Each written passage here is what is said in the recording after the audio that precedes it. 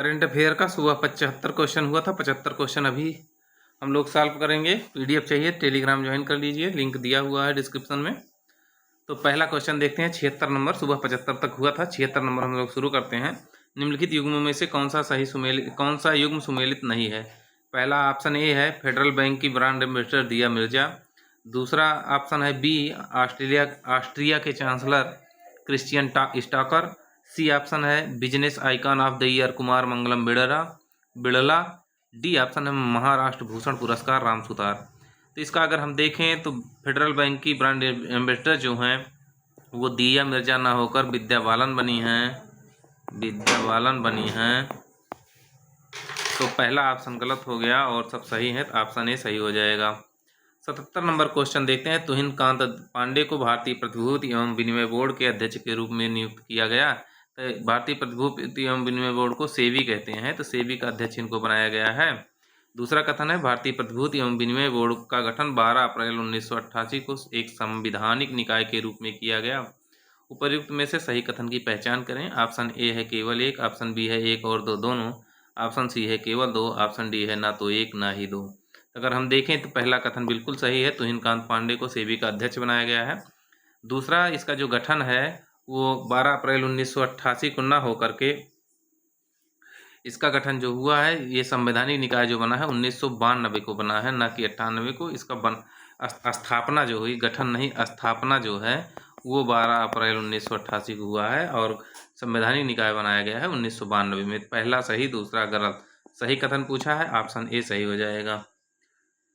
Question number 78 है। नेटुम्बो नंदी नदैतवा को किस अफ्रीकी देश की पहली महिला राष्ट्रपति चुना गया? ऑप्शन ए है मोजाम्बिक, ऑप्शन बी है तंजानिया, ऑप्शन सी है नामीबिया और ऑप्शन डी है नाइजीरिया। तो हम लोग इसको जानते हैं, ये कई बार मिला, नामीबिया है। नेटुम्बो नंदी नदैतवा जो हैं ये नामीबिया की राष्ट्रपति बनी हुई हैं। क्वेश्चन नंबर 79 देखते हैं। 78 के बाद 79 देखते हैं। निम्नलिखित कथनों पर विचार करें। पहला है क्रिस्टी कवेंट्री को इंटरनेशनल ओलंपिक एसोसिएशन की अध्यक्ष चुना गया। दूसरा है तनुष्का सिंह भारतीय वायुसेना में जगुआर फाइटर जेट स्क्वाड्रन में अस्थायी रूप से शामिल होने वाली पहली महिला पायलट हैं। उपर्युक्त में से असत्य कथन बताना है। पहला ऑप्शन है ए केवल एक, ऑप्शन बी है केवल दो, ऑप्शन सी है एक और दो दोनों, ऑप्शन डी है ना तो एक ना ही दो। अगर हम देखें तो क्रिस्टी कोवेंट्री जो हैं ये आईओसी की अध्यक्ष बनी है, ये बात बिल्कुल सही है। और तनुष्का सिंह जो हैं जगुआर फाइटर स्क्वाड्रन में शामिल होने वाली पहली महिला पायलट हैं, दोनों सही हैं। पूछा असत्य है, इसलिए ना तो एक ना दो सही हो जाएगा, ऑप्शन डी। क्वेश्चन नंबर 80 देखते हैं। स्टार्टअप इकोसिस्टम 2025 के संदर्भ में निम्नलिखित कथनों पर विचार करें और कूट की सहायता से उत्तर दें। पहला है उत्तर प्रदेश ने देश में स्टार्टअप इकोसिस्टम में दूसरा स्थान प्राप्त किया। दूसरा है उत्तर प्रदेश के 25 स्टार्टअप ने यूनिकॉर्न का दर्जा हासिल किया। तीसरा कथन है उत्तर प्रदेश में सर्वाधिक स्टार्टअप गाजियाबाद में कार्यरत हैं। उपर्युक्त में से कौन से कथन सही हैं? पहला है ए ऑप्शन है केवल एक, बी ऑप्शन है एक और दो, और सी ऑप्शन है सभी तीनों, और डी ऑप्शन है ना इनमें से कोई नहीं। तो अगर हम देखें स्टार्टअप के मामले में पहले उत्तर प्रदेश दूसरा नहीं है, उत्तर प्रदेश तीसरा है। पहले नंबर पे है कर्नाटक, दूसरे पे है दिल्ली और तीसरे नंबर पे है यूपी। तो इस तरह से पहला तो गलत हो गया। उत्तर प्रदेश में 25 नहीं 26 स्टार्टअप हैं, तो ये भी गलत हो गया। और उत्तर प्रदेश में स्टार्टअप जो है ये गाजियाबाद में सर्वाधिक स्टार्टअप जो हैं गाजियाबाद में है, तो ये भी गलत है, ये नोएडा में है। इस तरीके से तीनों कथन गलत हो गए।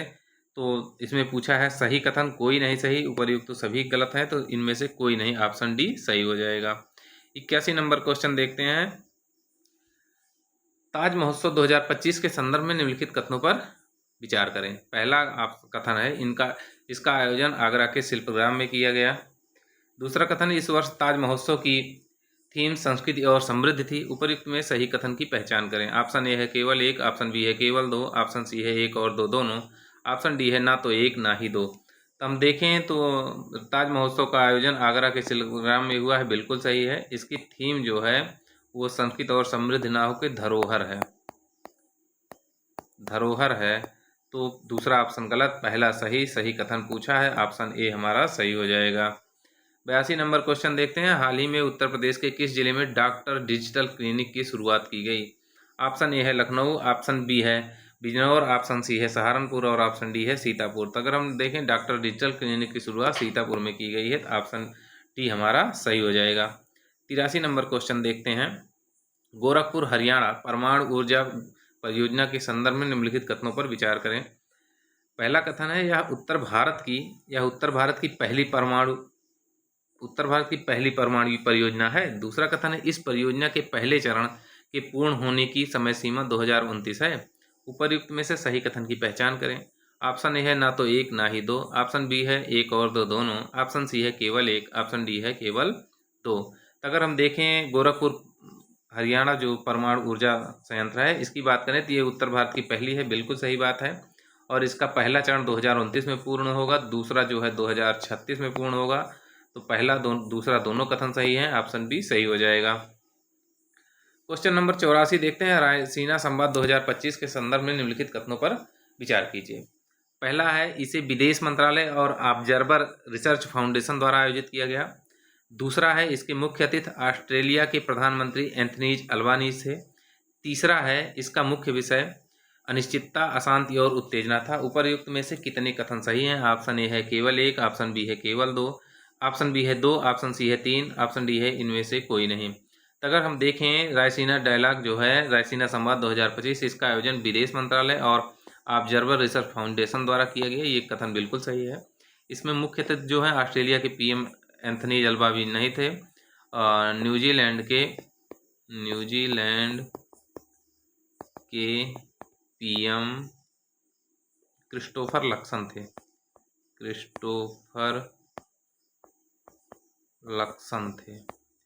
तो दूसरा गलत हो गया। इसका मुख्य विषय जो था वो अनिश्चितता, अशांति और ये नहीं था, इसका था कालचक्र।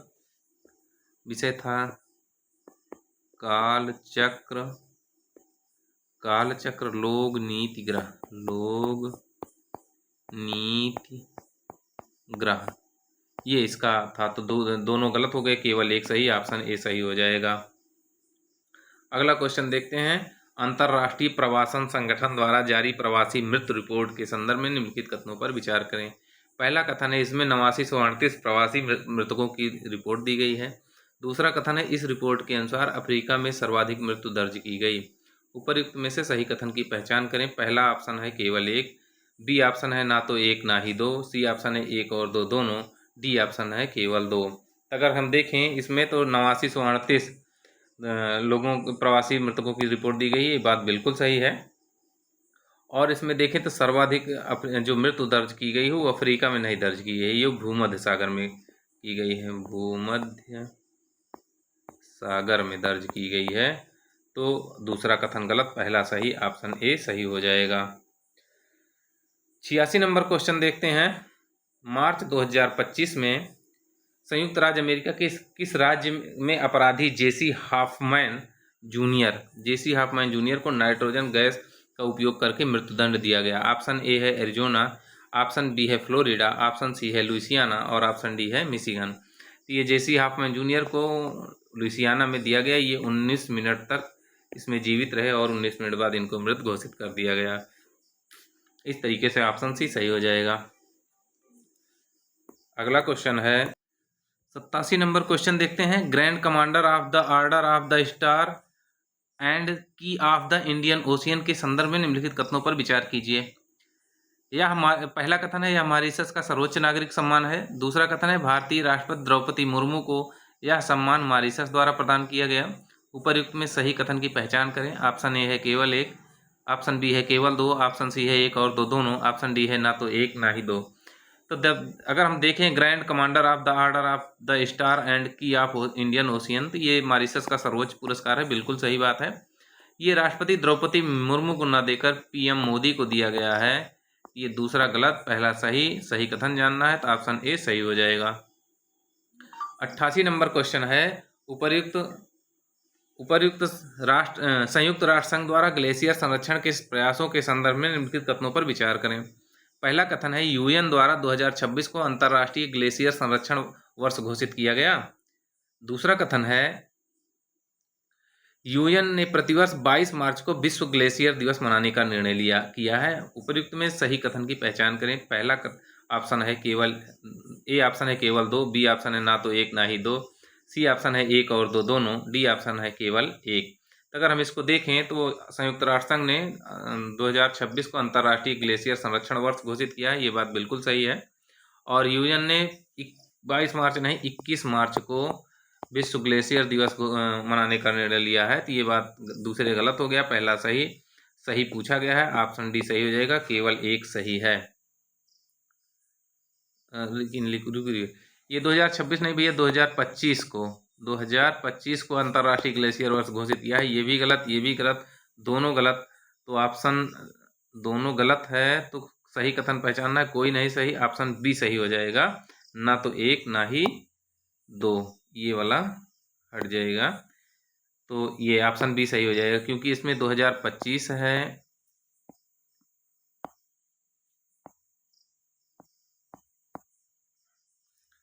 2025 है, कहाँ से आ रहा है,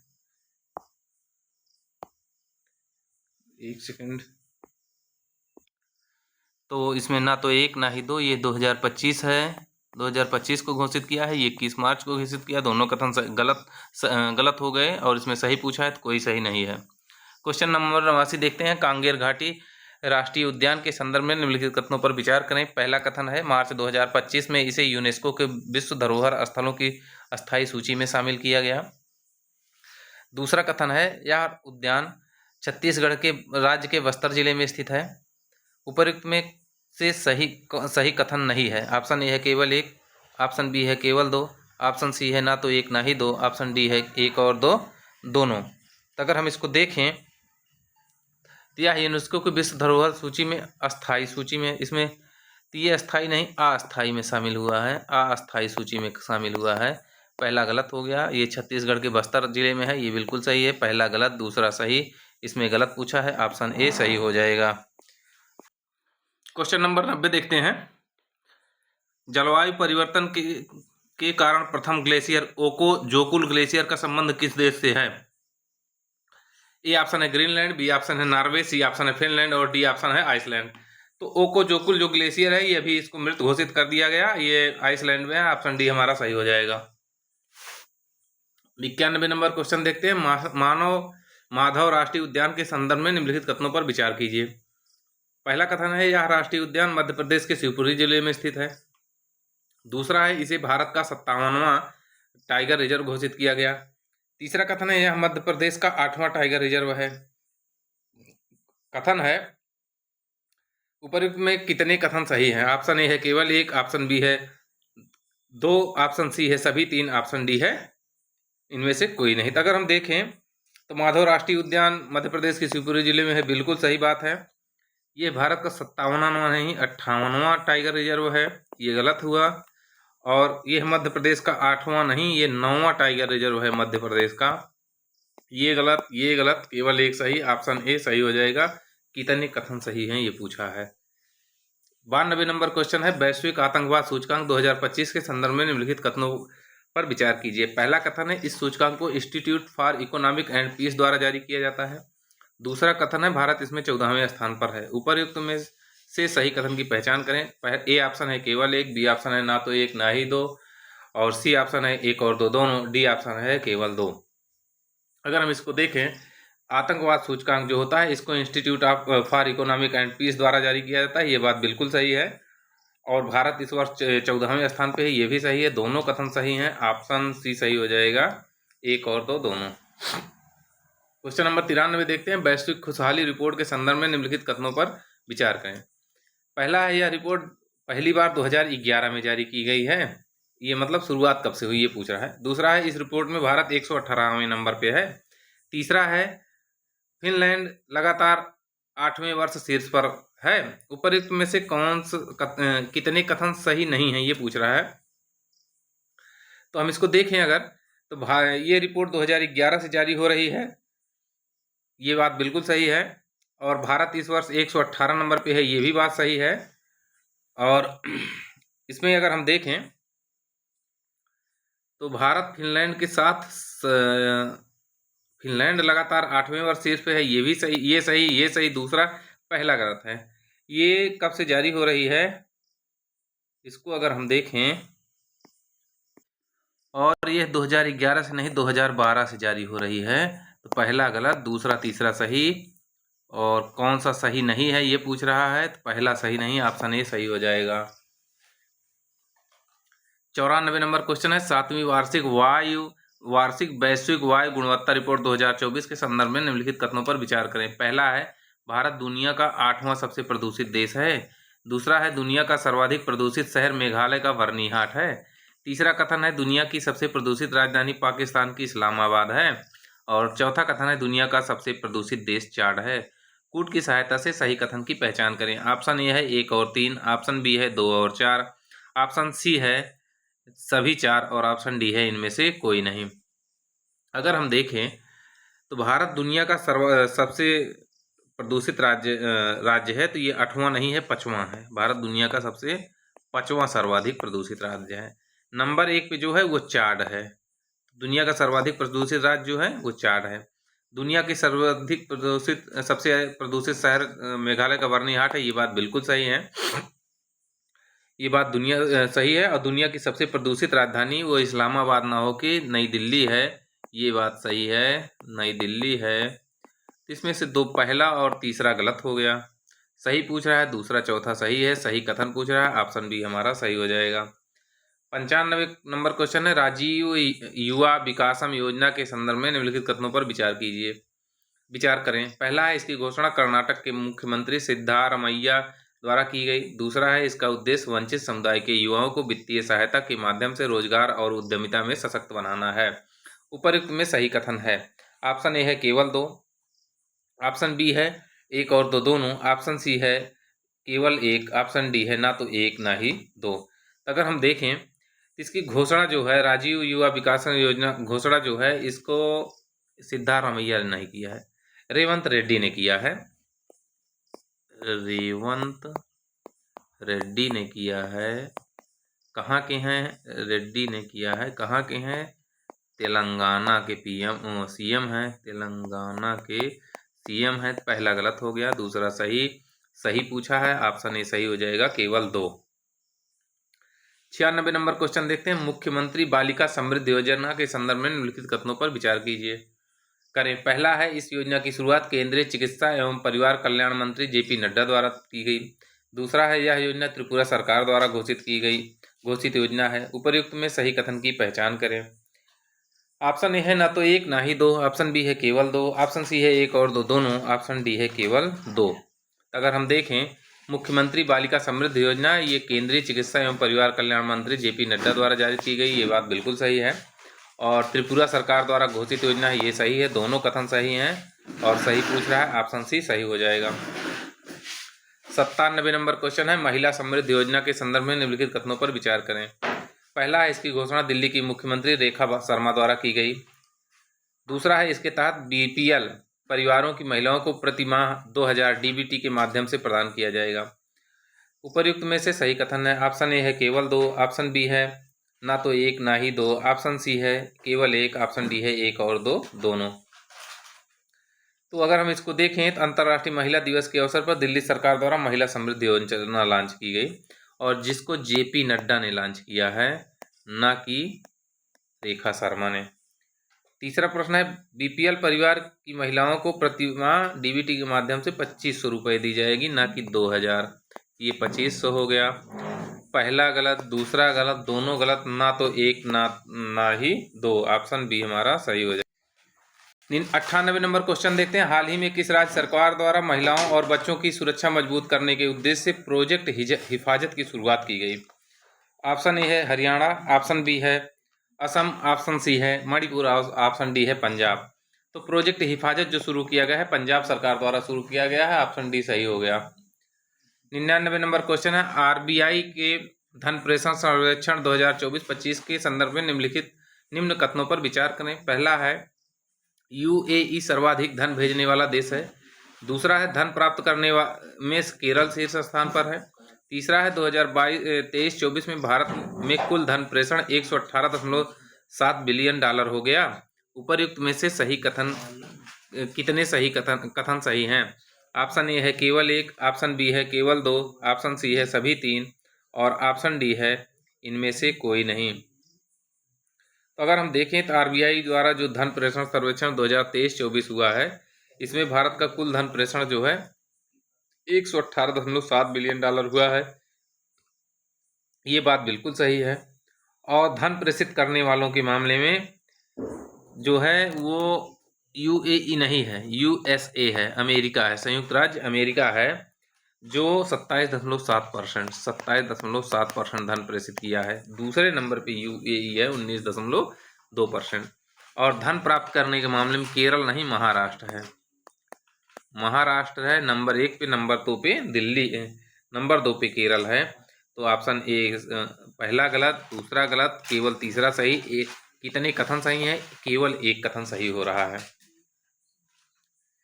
अगला क्वेश्चन है 100 नंबर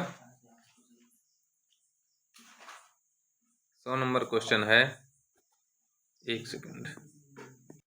क्वेश्चन नंबर 100 देखते हैं। निम्नलिखित कथनों पर विचार करें। पहला है पंजाब नेशनल बैंक द्वारा नारी शक्ति नामक प्लेटिनम डेबिट कार्ड लॉन्च किया गया। दूसरा कथन है सेबी द्वारा बॉन्ड सेंट्रल नामक केंद्रीकृत डेटाबेस पोर्टल लॉन्च किया गया। उपर्युक्त में से सही कथन की पहचान करें। ऑप्शन ए है केवल एक, ऑप्शन बी है केवल दो, ऑप्शन सी है एक दो दोनों, ऑप्शन डी है ना तो एक ना ही दो। तो अगर हम देखें तो एसबीआई द्वारा अंतर्राष्ट्रीय महिला दिवस के अवसर पर दो उत्पाद लॉन्च किए गए। एक है एसबीआई अस्मिता और दूसरा है नारी शक्ति। तो जो ये पीएनबी लिखा है ये एसबीआई द्वारा जारी किया गया है, तो पहला गलत हो गया। दूसरा अगर देखें सेबी द्वारा बॉन्ड सेंट्रल नामक एकीकृत डेटाबेस लॉन्च किया गया, ये बात बिल्कुल सही है, ऑप्शन बी सही हो जाएगा, केवल दो। 101 नंबर क्वेश्चन देखते हैं। निम्नलिखित कथनों पर विचार करें। पहला है हिंदुस्तान पेट्रोलियम एचपीसीएल का द्वारा कोच्चि में फ्लोटिंग सौर ऊर्जा संयंत्र स्थापना की। दूसरा है इसका उद्घाटन प्रधानमंत्री नरेंद्र मोदी द्वारा किया गया। उपर्युक्त में सही कथन की पहचान करें। ऑप्शन ए है केवल एक, ऑप्शन बी है केवल दो, ऑप्शन सी है एक और दो दोनों, ऑप्शन डी है ना तो एक ना ही दो। तो अगर हम उत्तर इसको देखें तो भारत पेट्रोलियम कॉर्पोरेशन लिमिटेड ने केरल के कोच रिफाइनरी में फ्लोटिंग पावर स्थापित किया है, न कि हिंदुस्तान पेट्रोलियम ने। भारत पेट्रोलियम ने किया है, हिंदुस्तान पेट्रोलियम नहीं। भारत पेट्रोलियम इसको लॉन्च किया है, पहला गलत हो गया। इसका उद्घाटन जो है मुख्य सचिव शारदा मुरलीधरन ने किया है, ना कि पीएम मोदी ने। शारदा मुरलीधरन ने किया है, ना कि पीएम मोदी। दोनों कथन गलत हो गए, ना तो एक ना ही दो। पहला है अगला 102 नंबर है हाइड्रोजन संचालित भारी ट्रक का निर्माण निम्नलिखित में से किस कंपनी द्वारा किया गया है। ऑप्शन ए है अशोक लीलैंड, ऑप्शन बी है महिंद्रा, ऑप्शन सी है टाटा मोटर्स और ऑप्शन डी है आयसर मोटर्स। तो हम जानते हैं भारी ट्रक का निर्माण जो है टाटा मोटर्स कर रही है, ऑप्शन सी सही हो जाएगा। 103 नंबर क्वेश्चन देखते हैं। 15वें क्यूएस वर्ल्ड यूनिवर्सिटी रैंकिंग 2025 के संदर्भ में निम्नलिखित कथनों पर विचार करें। पहला है भारतीय खनन विद्यालय धनबाद इंजीनियरिंग खनिज और खनन में भारतीय संस्थानों में शीर्ष स्थान पर रहा।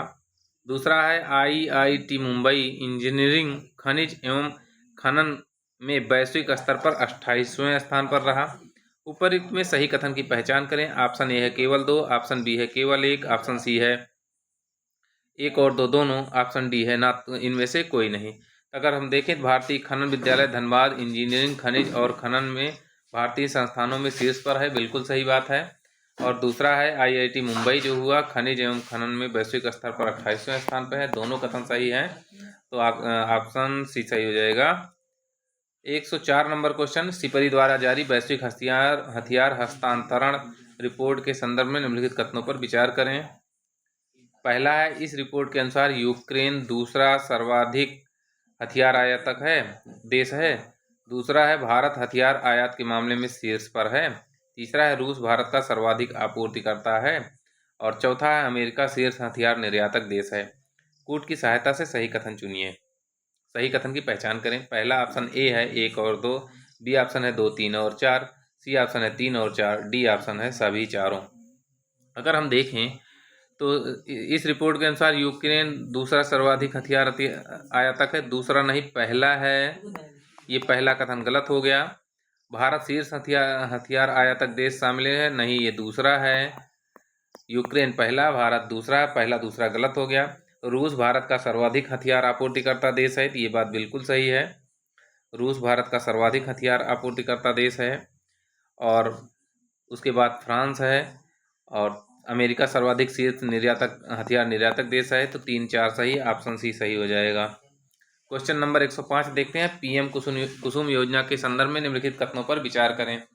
पहला कथन है इसकी शुरुआत 2020 में की गई थी। दूसरा कथन है इसका लक्ष्य मार्च 2027 तक 30.80 गीगावाट ऊर्जा क्षमता बढ़ाने की है। सही कथन की पहचान करें। ऑप्शन ए है केवल 1, ऑप्शन बी है केवल 2, ऑप्शन सी है ना तो 1 ना ही 2, और ऑप्शन डी है 1 और 2 दोनों। कुसुम योजना की बात करें तो ये 2019 में शुरू हुई थी, ना कि 2020 में। 2019 में शुरू हुई थी। पहला कथन गलत हो गया। और इसका उद्देश्य कृषि के क्षेत्र में डीजल निर्भरता को कम करना है। और इसका लक्ष्य जो था 2027 तक 30 दशमलव इतना गीगावाट ऊर्जा क्षमता नहीं, सौर ऊर्जा क्षमता था। सौर ऊर्जा क्षमता था। तो ये दूसरा गलत, दोनों कथन गलत। सी ऑप्शन सही, ऑप्शन सी सही हो जाएगा, ना तो 1 ना ही 2। क्वेश्चन नंबर 106 देखते हैं। निम्नलिखित कथनों पर विचार करें। पहला है बिहार के पहले नमो भारत रैपिड का उद्घाटन रेल मंत्री अश्विन ने किया। दूसरा है यह वंदे मेट्रो ट्रेन जयनगर से पटना तक चलेगी। सही कथन की पहचान करें। ऑप्शन ए है केवल 1, ऑप्शन बी है केवल 2, ऑप्शन सी है 1 और 2 दोनों, ऑप्शन डी है ना तो 1 ना ही 2। 106 नंबर क्वेश्चन को अगर हम देखें, बिहार की पहली नमो भारत रैपिड रेल सेवा जो शुरू हुई है, इसका उद्घाटन जो है अश्विनी न करके पीएम मोदी ने किया है। पहला कथन गलत हो गया। दूसरा, यह ट्रेन जयनगर से पटना तक चलेगी, ये बिल्कुल सही है, ऑप्शन बी सही हो जाएगा। 107 नंबर क्वेश्चन है। निम्नलिखित में से किस अफ्रीकी देश ने हाल ही में एक अंतरराष्ट्रीय सौर गठबंधन साथ कंट्री पार्टनरशिप फ्रेमवर्क पर हस्ताक्षर किए। कंट्री पार्टनरशिप फ्रेमवर्क पर हस्ताक्षर किए। ऑप्शन ए है नाइजीरिया, ऑप्शन बी है मोजाम्बिक, ऑप्शन सी है मिस्र, और ऑप्शन डी है मॉरिशस। तो नंदी नेटुम्बो जो बनी है राष्ट्रपति, वो आई थी, तो उन्हीं के साथ समझौता हुआ है मॉरिशस का। ये ऑप्शन एकदम सही हो गया। 108 नंबर क्वेश्चन देखते हैं। निम्नलिखित कथनों पर विचार करें। पहला है अंतर्राष्ट्रीय युवा सम्मेलन का आयोजन सिक्किम में किया गया। दूसरा है इसका उद्घाटन पीएम मोदी ने द्वारा किया गया। तीसरा है इसका विकास मुख्य विषय था सकारात्मक युवा ऊर्जा। उपयुक्त में कितने कथन सही हैं? ऑप्शन ए है केवल 1, ऑप्शन बी है केवल 2, ऑप्शन बी है 2, ऑप्शन सी है सभी 3, और ऑप्शन डी है इनमें से कोई नहीं। अगर देखें अंतर्राष्ट्रीय युवा सम्मेलन 12 से 14 अप्रैल के बीच अंतर्राष्ट्रीय युवा सम्मेलन वो सिक्किम में आयोजित हुआ, बिल्कुल सही बात है। यांग हेलीपैड पर किया गया, और इसका उद्घाटन जो था प्रेम सिंह तामांग ने किया। प्रेम सिंह तामांग ने किया, ये दूसरा गलत। और इसका विषय था सिक्किम के 50 वर्षों का जश्न। सिक्किम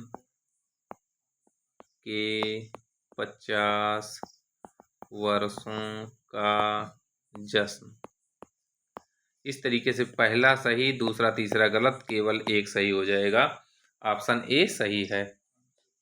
109 नंबर नवीकरणीय ऊर्जा संचालित विश्व का पहला राजधानी शहर होगा। ऑप्शन ए है तिरुवनंतपुरम, ऑप्शन बी है चेन्नई, ऑप्शन सी है अमरावती, और ऑप्शन डी है बेंगलोर। तो अगर हम इसको देखें, पहला जो नवीकरणीय ऊर्जा संचालित विश्व का पहला राजधानी शहर होगा वो अमरावती होगी। ऑप्शन सी सही हो जाएगा। 110 नंबर क्वेश्चन देखते हैं। निम्नलिखित कथनों पर विचार करें। पहला है देश का पहला जलवायु परिवर्तन स्टेशन चिनानी है। दूसरा कथन है इसका उद्घाटन केंद्रीय मंत्री भूपेंद्र यादव द्वारा किया गया। सही कथन की पहचान करें। ऑप्शन ए है केवल 1, ऑप्शन बी है केवल 2, ऑप्शन सी है 1 और 2 दोनों, ऑप्शन डी है ना तो 1 ना ही 2। अगर हम देखें देश का पहला जलवायु परिवर्तन स्टेशन जो है जम्मू कश्मीर का चिनानी है, ये बात बिल्कुल सही है।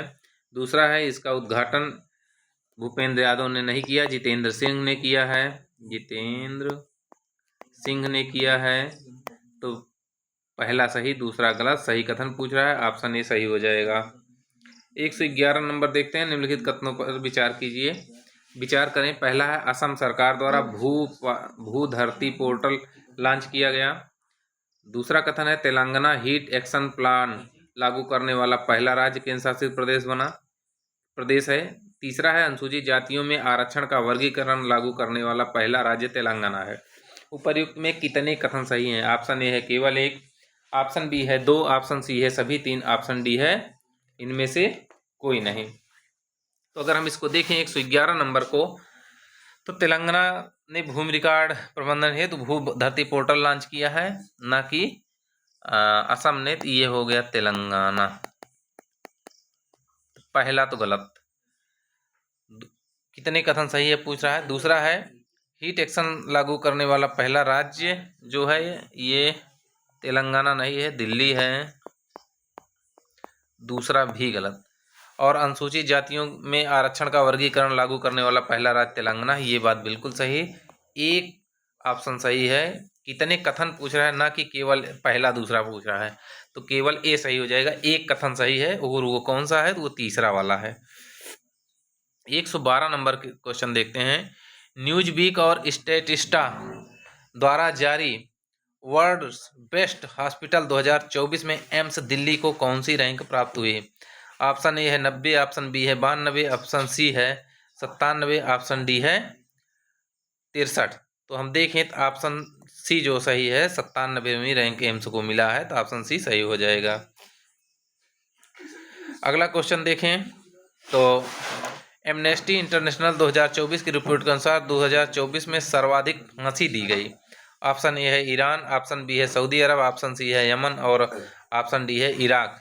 तो इसको हम जानते हैं ऑप्शन ए ईरान है। यहाँ पे सर्वाधिक मृत्युदंड या फांसी दी गई है और सर्वाधिक फांसी जो है वो 972 के करीब दी गई है। तो पहला ईरान है, दूसरा सऊदी अरब है, तीसरा इराक है और चौथा जो है भारत की बात करें तो भारत में 165 मृत्युदंड की सजा सुनाई गई है, दिया नहीं गया। तो इस तरीके से ऑप्शन हमारा ए सही हो जाएगा। क्वेश्चन नंबर 114 देखते हैं। निम्न कथनों पर विचार करें। पहला है प्रतिवर्ष 17 अप्रैल को विश्व विरासत दिवस मनाया जाता है। दूसरा है विश्व विरासत दिवस की थीम थी विविधता खोज और अनुभव करें है। उपयुक्त में से सही कथन की पहचान करें। ऑप्शन ए है केवल एक, ऑप्शन बी है केवल 2, ऑप्शन सी है 1 और 2 दोनों, ऑप्शन डी है ना तो 1 ना ही 2। तो अगर हम देखें विश्व विरासत दिवस जो है 17 अप्रैल को नहीं 18 अप्रैल को मनाया जाता है। पहला गलत हो गया। और जो इसकी थीम थी विविधता खोज और अनुभव करें, ये गलत है। आपदाओं और संघर्षों से खतरे में विरासत, आइकोमॉस की 60 वर्ष की कार्रवाई से सीख, तो ये है। तो पहला गलत, दूसरा गलत, ऑप्शन डी सही हो जाएगा, ना तो 1 ना ही 2। 115 नंबर क्वेश्चन देखते हैं। सिंधु जल संधि के संदर्भ में निम्न कथनों पर विचार करें। पहला है यह संधि 19 सितंबर 1960 को हस्ताक्षरित हुई। दूसरा कथन है इसमें विश्व बैंक द्वारा मध्यस्थता की गई। तीसरा कथन है 21 अप्रैल 2018 को इसे भारत की तरफ से निलंबित कर दिया गया। तो अगर हम देखें तो 19 सितंबर 1960 को ये हस्ताक्षरित हुई थी सिंधु जल समझौता, बिल्कुल सही है। मध्यस्थता विश्व बैंक ने किया, ये भी बात सही है। और तीसरा है 21 अप्रैल को इसे भारत की तरफ से निलंबित किया गया, नहीं 22 अप्रैल को, 21 अप्रैल नहीं 22 अप्रैल को पहलगाम आतंकी हमले के बाद 23 अप्रैल 2025 को इसको निलंबित कर दिया गया। तो इसमें अगर हम देखें पहला दूसरा सही है, तीसरा वाला गलत हो गया। तो कितने कथन पूछ रहा है? 2 कथन सही हैं, ऑप्शन ए सही हो जाएगा। 116 नंबर, हाल ही में वर्ल्ड डायबिटीज कांग्रेस का आयोजन कहाँ किया गया? ऑप्शन ए है बैंकॉक, ऑप्शन बी है दुबई, ऑप्शन सी है सिंगापुर और ऑप्शन डी है हनोई। तो वर्ल्ड डायबिटीज कांग्रेस की बात करें तो यह थाईलैंड की राजधानी बैंकॉक में आयोजित हुआ। तो टाइप 5 डायबिटीज को औपचारिक रूप से मान्यता दी गई, तो ऑप्शन ए सही हो जाएगा। 117 नंबर क्वेश्चन देखते हैं। निम्नलिखित कथनों पर विचार करें। पहला है नीलगिरी तहर की जनगणना हेतु तमिलनाडु और कर्नाटक ने संयुक्त सर्वेक्षण की घोषणा की। दूसरा है नीलगिरी तहर मुख्यतः एराविकुलम नेशनल पार्क में पाए जाते हैं। तीसरा है यह प्रजाति IUCN द्वारा संकटग्रस्त घोषित है। उपर्युक्त में से कितने कथन सही नहीं हैं?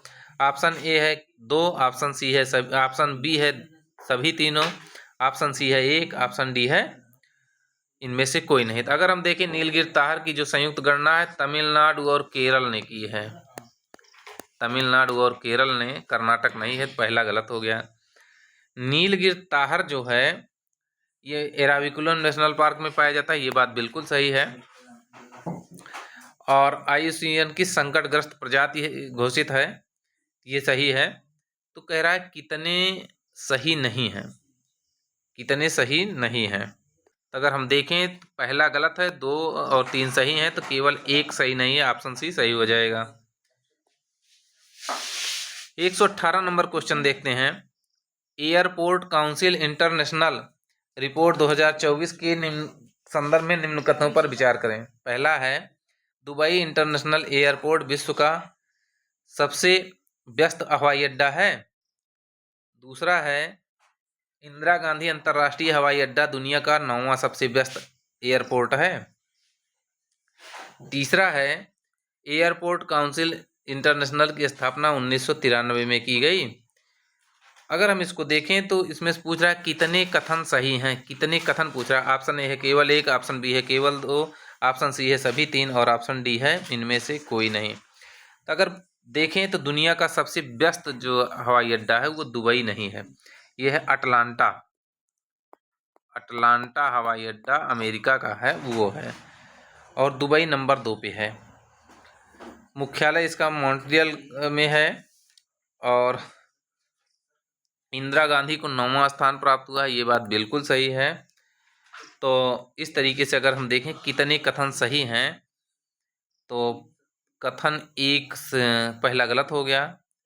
इंदिरा गांधी को अंतर्राष्ट्रीय हवाई अड्डे को दुनिया का 9वां व्यस्त अड्डा घोषित किया गया, ये सही है। एयरपोर्ट काउंसिल जो है इसकी स्थापना 1991 को हुई है, तो पहला गलत हुआ, तीसरा गलत हुआ, दूसरा सही हुआ। पूछा कितने कथन सही हैं, तो ये केवल भी नहीं लगाना है, केवल 1 कथन सही है, ऑप्शन ए सही हो जाएगा। 119 नंबर है चौथा इंडिया जस्टिस रिपोर्ट के संदर्भ में निम्न कथनों पर विचार करें। इसे टाटा ट्रस्ट द्वारा जारी किया जाता है। दूसरा है यह रिपोर्ट भारत के 3 प्रमुख न्यायिक संस्थाओं की स्थिति पर आधारित है। तीसरा है इस रिपोर्ट में बड़े राज्यों में उत्तर प्रदेश शीर्ष प्रदर्शन करता है। उपर्युक्त में से कितने कथन सही हैं? ऑप्शन ए है केवल 1, ऑप्शन बी है केवल 2, ऑप्शन सी है सभी तीनों, ऑप्शन डी है इनमें से कोई नहीं। तो अगर हम देखें तो इसको टाटा ट्रस्ट द्वारा जारी किया जाता है, ये बात बिल्कुल सही है। इस रिपोर्ट में 3 प्रमुख संस्थाएं नहीं है, 4 प्रमुख संस्थाएं हैं। पुलिस, न्यायपालिका, जेल और कानूनी सहायता। 4 हैं, पुलिस,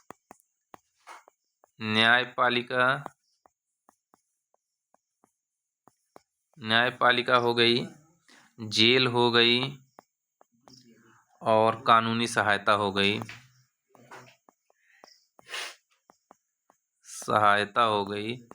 इस तरीके से अगर मिलान करें तो ये गलत हो गया। इस रिपोर्ट में बड़े राज्यों में उत्तर प्रदेश शीर्ष पर है, उत्तर प्रदेश नहीं कर्नाटक प्रथम है। तो कितने कथन सही हैं? तो केवल पहला सही है, ऑप्शन ए सही हो जाएगा।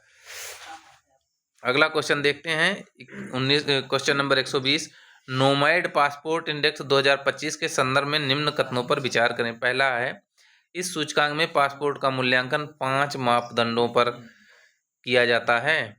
दूसरा है इसमें आयरलैंड को शीर्ष स्थान प्राप्त हुआ। तीसरा है भारत को कोमोरोस के साथ 148वां स्थान प्राप्त मिला। प्रयुक्त में से कितने कथन सही हैं? अगर हम इसको देखें कितने कथन सही हैं, इसको देखें तो इस सूचकांक में पासपोर्ट का मूल्यांकन 5 मापदंडों पर किया जाता है, ये बिल्कुल सही है। आयरलैंड को शीर्ष स्थान प्राप्त हुआ, ये भी सही है। और भारत कोमोरोस 148वें स्थान पे हैं, ये भी सही है। तो अगर हम देखें तो इनमें से सभी सही हैं, तो ऑप्शन सी सही हो जाएगा, तीनों कथन सही हैं। 121 नंबर क्वेश्चन देखते हैं। प्रौद्योगिकी और नवाचार रिपोर्ट 2025 के संदर्भ में निम्न कथनों पर विचार करें। प्रौद्योगिकी और नवाचार की बात हो रही है, इसे अंकटाड द्वारा जारी किया जाता है, पहला कथन है। दूसरा है इसका विषय विकास के लिए समावेशी कृत्रिम बुद्धिमत्ता है। सही कथन की पहचान करें। ऑप्शन ए है केवल एक, ऑप्शन बी है केवल दो, ऑप्शन सी है इनमें से कोई नहीं और ऑप्शन डी है एक और दो दोनों। तो प्रौद्योगिकी और नवाचार रिपोर्ट 2025 जो है ये अंकटाड द्वारा जारी की जाती है, ये बात बिल्कुल सही है। और इसका विषय जो था विकास के लिए समावेशी कृत्रिम बुद्धिमत्ता, दोनों सही हैं, ऑप्शन डी सही हो जाएगा। 122 नंबर क्वेश्चन है, हाल ही में आदर्श संस्कृत ग्राम कार्यक्रम को किस राज्य में शुरू किए जाने की मंजूरी मिली। ऑप्शन ए है हिमाचल प्रदेश, ऑप्शन बी है उत्तराखंड, ऑप्शन सी है मध्य प्रदेश और ऑप्शन डी है उत्तर प्रदेश। तो आदर्श संस्कृत ग्राम कार्यक्रम जो है उत्तराखंड में शुरू करने की मंजूरी दी गई है, ऑप्शन बी सही हो जाएगा। 123 नंबर क्वेश्चन है, हेल्ड पहल के संदर्भ में निम्न कथनों पर विचार करें। पहला है यह पहल हृदय की बीमारियों से निपटने हेतु शुरू की गई। दूसरा है इस पहल की शुरुआत जेपी नड्डा द्वारा की गई। सही कथन की पहचान करें। ऑप्शन ए है केवल एक, ऑप्शन बी है केवल दो, ऑप्शन सी है एक और दो दोनों, ऑप्शन डी है ना तो एक ना ही दो। तो अगर इसमें देखें तो हेल्ड जो है ये हृदय नहीं लीवर संबंधी बीमारियों से है। हेल्ड पहला गलत हो गया। और इसका जो शुरुआत की गई जेपी नड्डा द्वारा नहीं, अमित शाह द्वारा शुरुआत की गई, शाह द्वारा की गई। तो दोनों कथन गलत हो गए, ऑप्शन डी सही हो जाएगा। अगला क्वेश्चन देखते हैं 124 नंबर, निम्न में से किसे वर्ल्ड इकोनॉमिक फोरम द्वारा यंग ग्लोबल लीडर 2025 के रूप में नामित किया गया। ऑप्शन ए है चिराग पासवान, ऑप्शन बी है पवन कल्याण, ऑप्शन सी है राजा मोहन नायडू और ऑप्शन डी है कंगना रनौत। तो अगर हम इसको देखें कि वर्ल्ड इकोनॉमिक फोरम द्वारा यंग ग्लोबल लीडर 2025 के रूप में राम मोहन नायडू को चुना गया, तो इस तरीके से ऑप्शन सी हमारा सही हो जाएगा। ये केंद्रीय मंत्री हैं, इनको चुना गया है राम मोहन नायडू। 125 नंबर क्वेश्चन देखते हैं, उत्तम चावल योजना के संदर्भ में निम्न कथनों पर विचार करें। पहला कथन है इसे पश्चिम बंगाल सरकार द्वारा शुरू किया गया। दूसरा है इसके तहत लाभार्थी को प्रति व्यक्ति प्रतिमाह 6 kg चावल निःशुल्क उपलब्ध करवाया जाएगा। सही कथन की पहचान करें। ऑप्शन ए है केवल एक, ऑप्शन बी है केवल दो, ऑप्शन सी है एक और दो दोनों, ऑप्शन डी है ना तो एक ना ही दो। तो अगर हम इसको देखें तो ये बंगाल सरकार द्वारा नहीं, तेलंगाना सरकार द्वारा शुरू किया गया है, तेलंगाना सरकार द्वारा। और इसमें प्रति व्यक्ति प्रतिमाह 6 किलो उपलब्ध कराया, ये बात बिल्कुल सही है। सही कथन पूछ रहा है, ऑप्शन बी सही हो जाएगा। क्वेश्चन नंबर 126 देखते हैं, अनंत नगर योजना 2025 के संदर्भ में निम्न कथनों पर विचार करें। पहला है इसका शुभारंभ योगी आदित्यनाथ द्वारा किया गया। दूसरा है यह गोरखपुर विकास प्राधिकरण से संबंधित है। तीसरा है इस योजना की लागत 6500 करोड़ रुपए है। अगर इसमें से उपयुक्त में कितने कथन सही हैं, तो अगर इसको देखें, ऑप्शन ए है केवल एक, ऑप्शन बी है दो, ऑप्शन सी है सभी तीन और ऑप्शन डी है इनमें से कोई नहीं। तो इसका शुभारंभ अगर हम देखें तो योगी आदित्यनाथ द्वारा किया गया।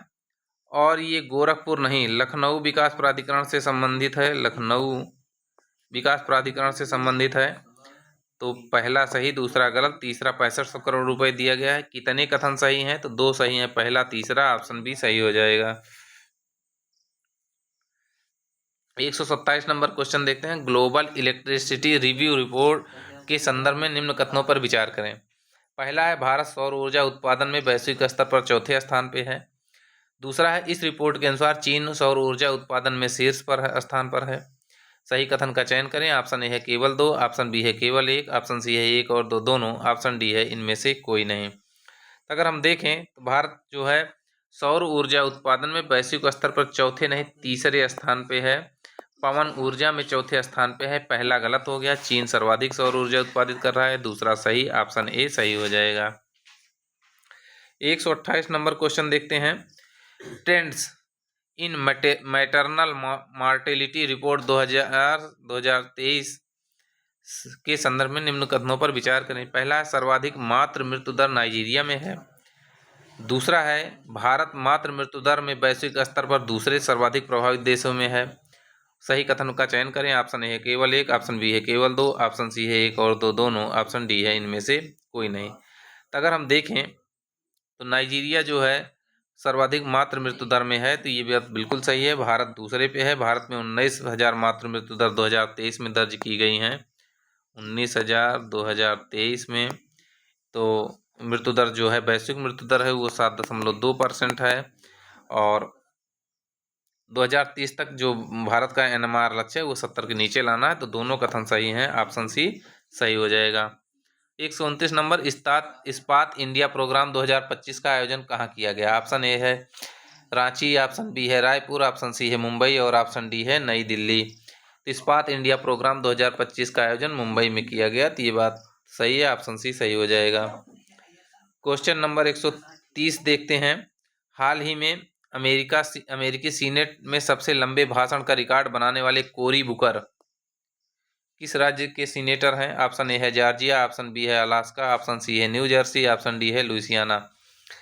तो जो कोरी बुकर जो है न्यू जर्सी के हैं, ऑप्शन सी सही है। कोरी बुकर ने 25 घंटे से अधिक भाषण देकर रिकॉर्ड तोड़ा।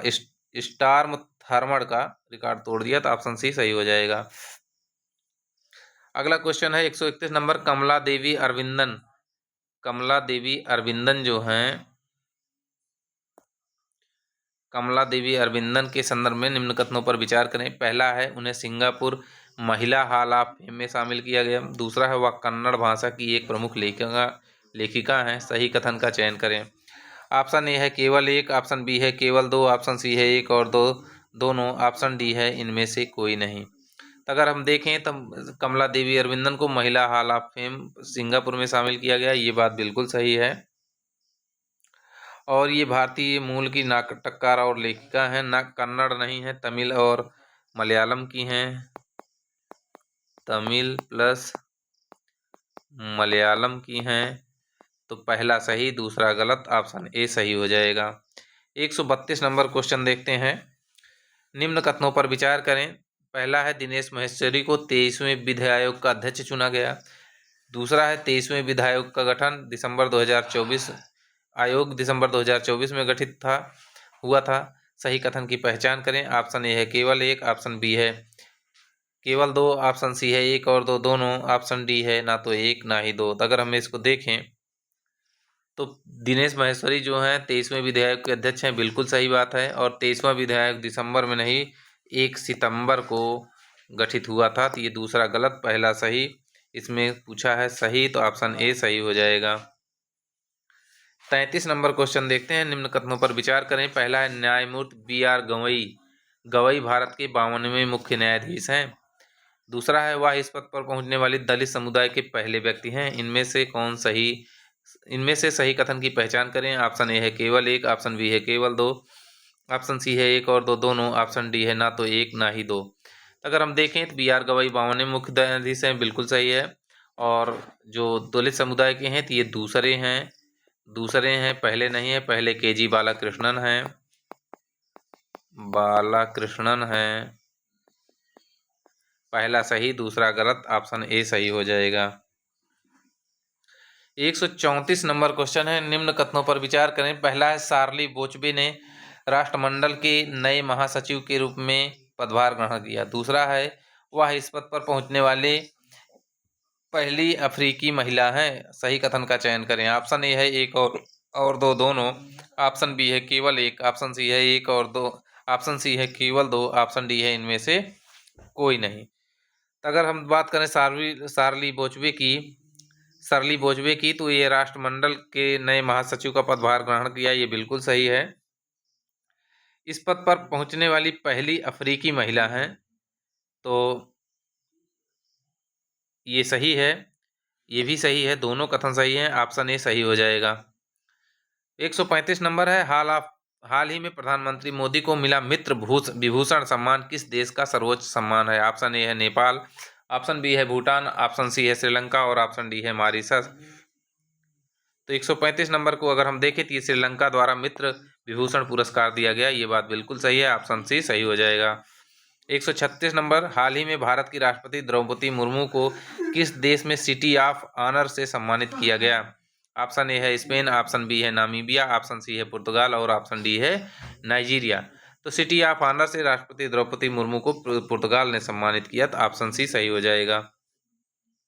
137 नंबर क्वेश्चन, हाल ही में अभ्यास प्रचंड प्रहार 2025 कहाँ आयोजित किया गया? ऑप्शन ए है राजस्थान, ऑप्शन बी है मेघालय, ऑप्शन सी है अरुणाचल प्रदेश और ऑप्शन डी है सिक्किम।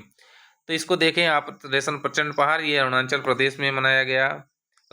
ऑपरेशन प्रचंड प्रहार जो है इसका आयोजन जो हुआ अरुणाचल प्रदेश में हुआ है। तो इस तरीके से ऑप्शन सी सही हो जाएगा। क्वेश्चन नंबर 38 देखते हैं, हाल ही में किस राज्य सरकार द्वारा बफर में सफर योजना की शुरुआत की गई? ऑप्शन ए है उत्तर प्रदेश, ऑप्शन बी है महाराष्ट्र, ऑप्शन सी है बिहार और ऑप्शन डी है मध्य प्रदेश। तो बफर में सफर योजना उत्तर प्रदेश सरकार द्वारा इको टूरिज्म पहल है, जिसके तहत वन एवं वन्यजीव विभाग द्वारा शुरू किया गया है। ये इसका उद्देश्य जो है बाघ अभयारण्यों में बफर क्षेत्र में सतत और पर्यावरण अनुकूल पर्यटन को बढ़ावा देना बफर में सफर यूपी की योजना है। 139 नंबर, निम्न कथनों पर विचार करें। पहला है संयुक्त राष्ट्र वैशाख दिवस समारोह का आयोजन वियतनाम में किया गया। दूसरा है कुशीनगर स्थित पवित्र बुद्ध अवशेषों को संयुक्त राष्ट्र वैशाख दिवस प्रदर्शनी में प्रदर्शित किया गया। सही कथन की पहचान करें। ऑप्शन ए है केवल एक, ऑप्शन बी है केवल दो, ऑप्शन सी है एक और दो दोनों, ऑप्शन डी है ना तो एक ना ही दो। अगर हम देखें अंतरराष्ट्रीय संयुक्त राष्ट्र वैशाख दिवस जो है वियतनाम में आयोजित किया गया, ये बात बिल्कुल सही है। और यहाँ पे महात्मा बुद्ध के जन्म, ज्ञान प्राप्ति और महापरिनिर्वाण की स्मृति में मनाया जाता है। 15 दिसंबर 1999 को इस अंतर्राष्ट्रीय दिवस को मान्यता मिली। और प्रदर्शनी जो है उत्तर प्रदेश के सारनाथ में बुद्ध अवशेषों पर प्रदर्शित की गई। कुशीनगर नहीं है, बुद्ध के सारनाथ है। तो पहला सही, दूसरा गलत, ऑप्शन ए सही हो जाएगा। 140 नंबर क्वेश्चन है, हाल ही में किस एक्सप्रेस वे पर भारत ने पहली बार लड़ाकू विमानों की नाइट लैंडिंग करवाई गई? लड़ाकू विमानों की नाइट लैंडिंग करवाई गई। Option A Purvanchal expressway, option B है Ganga expressway, option C है Delhi Mumbai expressway, option D है मुंबई नागपुर एक्सप्रेस वे। तो अगर इसका उत्तर हम देखें तो गंगा एक्सप्रेस वे पर अभी हाल ही में नाइट लैंडिंग हुई थी। 350 किमी जो शाहजहांपुर का अत्याधुनिक हवाई पट्टी है, वहाँ पे पहली बार लड़ाकू विमानों की टच एंड गो सफल लैंडिंग रही। तो ऑप्शन बी सही हो जाएगा। क्वेश्चन नंबर देखते हैं 141, निम्न कथनों पर विचार करें। पहला है केरल सरकार द्वारा मुख्यमंत्री नीरा संवर्धन योजना की शुरुआत की गई। दूसरा है इस योजना का उद्देश्य ताड़ के वृक्षों से ताड़ी निकालने वाले श्रमिकों को वित्तीय सहायता मुहैया करवाना है। उपर्युक्त में से सही कथन की पहचान करो। ऑप्शन ए है केवल एक, ऑप्शन बी है केवल दो, ऑप्शन सी है एक और दो दोनों, ऑप्शन डी है इनमें से कोई नहीं। तो अगर हम देखें मुख्यमंत्री नीरा संवर्धन योजना केरल सरकार की नहीं है, ये बिहार सरकार की है। और इस योजना का उद्देश्य जो है ताड़ी निकालने वाले श्रमिकों को वित्तीय सहायता उपलब्ध कराना। ये बात बिल्कुल सही है, दूसरा सही, पहला गलत, ऑप्शन बी सही हो जाएगा। क्वेश्चन नंबर 142 देखते हैं, ताप्ती बेसिन मेगा रिचार्ज परियोजना के संदर्भ में निम्न कथनों पर विचार करें।